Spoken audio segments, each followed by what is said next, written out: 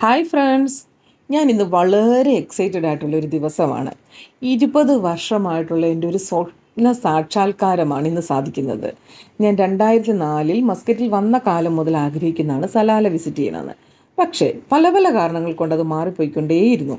അവസാനം ഇന്ന് ഞങ്ങൾ മസ്കറ്റിൽ നിന്നും സലാലയിലേക്ക് ബൈ റോഡ് യാത്രയാകുകയാണ്.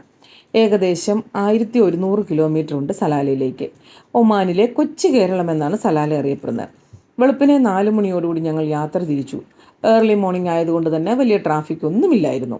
നേരം വെളുത്തു വരുന്നതിൻ്റെ പല പല ഭാവങ്ങൾ ആസ്വദിച്ചുകൊണ്ടുള്ള യാത്ര ശരിക്കും ഞങ്ങൾ എൻജോയ് ചെയ്തു. ഇടയ്ക്ക് ഞങ്ങൾ ഹൈമ എന്ന സ്ഥലത്ത് നിന്ന് ബ്രേക്ക്ഫാസ്റ്റ് കഴിച്ചുകൊണ്ട് വീണ്ടും യാത്ര തിരിച്ചു.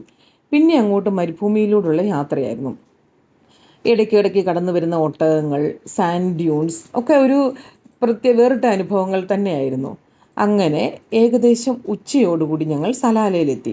സലാലയിലേക്ക് കടക്കുന്നതിനടുത്ത് ഒരു ചെക്ക് പോയിൻ്റ് ഉണ്ട്. ശരിക്കും ആശ്ചര്യപ്പെട്ടു പോകുന്ന ഒരു കാഴ്ചയായിരുന്നു. ഈ ചെക്ക് പോയിൻ്റ് വരെ കരിഞ്ഞുണങ്ങിയ മരുഭൂമിയായിരുന്നുവെങ്കിൽ ചെക്ക് പോയിൻറ്റിന് ശേഷം പ്രകൃതി രമണീയമായ ഒരു കാഴ്ച തന്നെയാണ്. ദൈവം തമ്പുരാൻ പെട്ടെന്ന് തന്നെ ബാക്ക്ഗ്രൗണ്ട് സീനറി മാറ്റിയതുപോലെയാണ് നമുക്ക് അനുഭവപ്പെടുന്നത്. ഈ നട്ടുച്ചയ്ക്ക് പോലും കോട മഞ്ഞ് നിറഞ്ഞ ഒരു കാഴ്ചയായിരുന്നു. തൊട്ട് മുൻപിൽ പോകുന്ന വാഹനങ്ങൾ പോലും നമുക്ക് കാണാൻ പറ്റുന്നില്ല. ശരിക്കും ആസ്വദിച്ച് കാണേണ്ട ഒരു കാഴ്ച തന്നെയാണിത്. സലാല ടൗണിലേക്ക് കടന്നതിന് ശേഷം നിറയെ തെങ്ങുകൾ. നമ്മുടെ കേരളത്തിൽ പോലും നമുക്കിപ്പോൾ ഇത്രയും തെങ്ങ് കാണാൻ പറ്റുമെന്ന് തോന്നുന്നില്ല.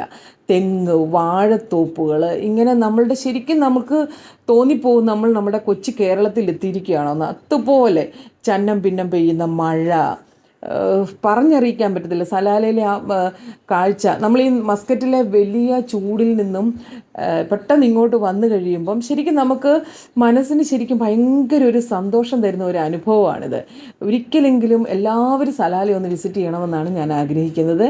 സലാലയിൽ വന്നു കഴിഞ്ഞുള്ള നമ്മളുടെ അടുത്ത വീഡിയോസിൽ ഞാൻ നിങ്ങളോട് പങ്കുവയ്ക്കാം. താങ്ക്